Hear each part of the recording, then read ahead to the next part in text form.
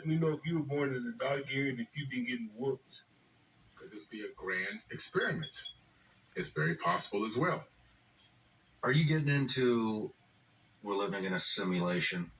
I believe that we're living in a simulation. I don't understand it. I don't understand when people say we're living in a simulation. I have no idea what they're talking about. So if you understand that we're still talking about a creation, right? So we believe, most people believe that we're living in a created universe. I happen to believe so because when I look at the science, the quantum physics proves to me that someone or something created this. This doesn't just pop up out of the blue and just, hey, here we are. There's a universe with people in it.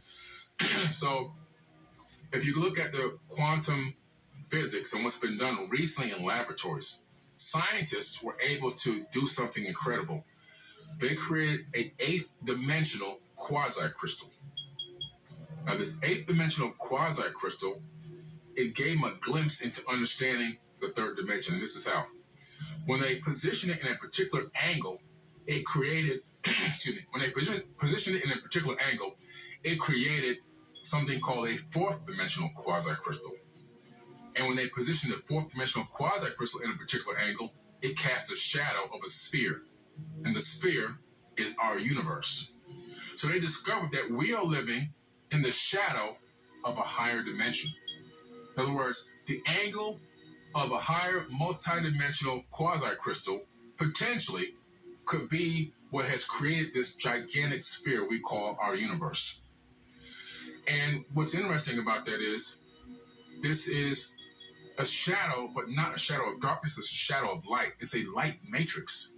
We're talking about the spiritual technology utilized to create this entire realm. This entire realm was created with some type of spiritual technology, and this technology is so incredible, it's imbued with divine matter, divine wisdom, divine knowledge, but it's also imbued with darkness.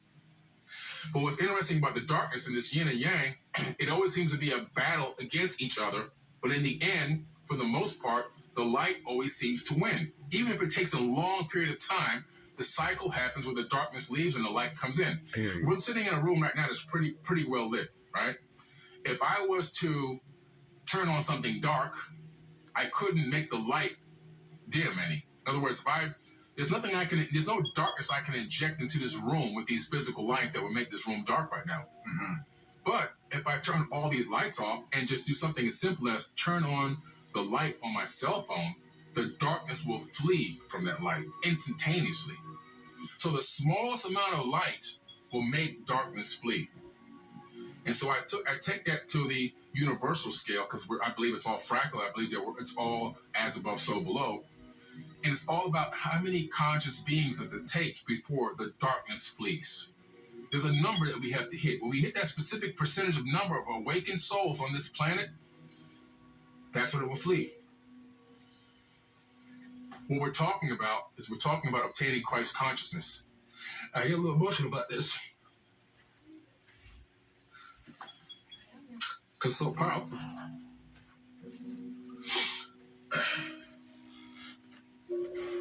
Sorry. We're talking about this. See, Christ never said he was returning. Jesus never said he was coming back. He said that Christ was returning. We're talking about this. When every single person gets this right, it's back. And we're back in the golden age. That makes a lot of sense. You want to take a break? I told you not to go out there. Told. I did why this happened. Come on in, let me see. I ain't seen What you. can prove this is let me know if you were born in a dog year and if you've been getting whooped. You It's a good? grand experiment. It's very possible as well. Are you getting into we're living in a simulation? I believe that we're living in a simulation. I don't understand. He said, I don't know what that means when understand people say that. we're living in a I love it. simulation. I have no idea what they're talking about. So if you understand that we're still talking about a creation, right? So most people believe that we're living in a created universe. I happen to believe so because when I look at the science, the quantum physics proves to me that someone